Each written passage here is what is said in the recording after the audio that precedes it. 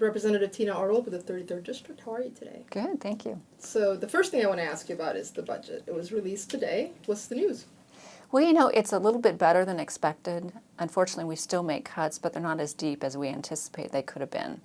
And it looks like we'll be able to move forward on a budget of cuts without doing the sales tax at the state level, but we may need to pass on some revenue options to counties and cities.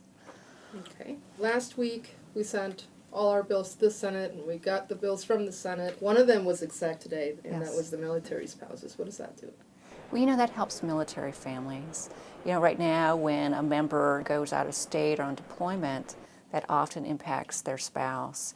And this allows them, if they have a license for the Department of Health or Department of Licensing, and they're a professional, to put that in suspense while they're gone. So when they come back to the state, they can just have the license reenacted and not have a gap or have to start the application process again before they go back to work. And we do that for members, and now that's passing it on to their spouse. All right. So what's the next step? So it would go to rules, and it need to be pulled and then go to the Senate floor. It is a request from the Washington State Veterans Affairs and a priority for them, and so I hope it moves through the process quickly. All right. And we haven't talked about foreclosure in a while, and that's one of your big issues. And when we were here in December, we passed a bill that did some technical fixes to the Foreclosure Fairness Act of 2011 that we passed last year. And then right now you have another bill that does some more changes.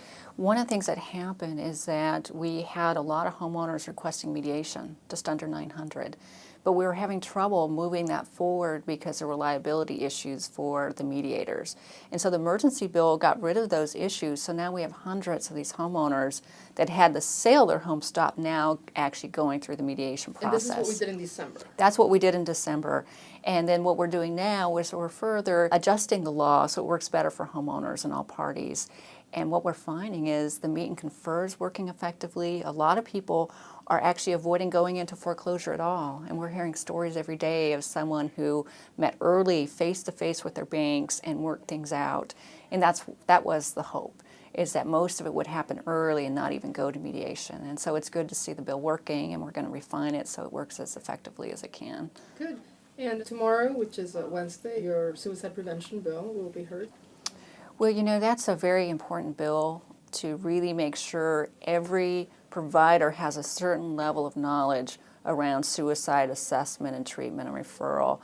And it looks a little different. It may be for a primary care doc. Maybe they need to know how to assess and then refer on, as well, you know, as looking at what mental health providers need. And this bill's getting a lot of discussion, but it's raising the issue. It's raising the issue as our state needs to prepare for the, you know, thousands of men and women coming back from Iraq and Afghanistan, to know our provider network is ready to help them and their families, as well as youth and other at-risk groups in our state.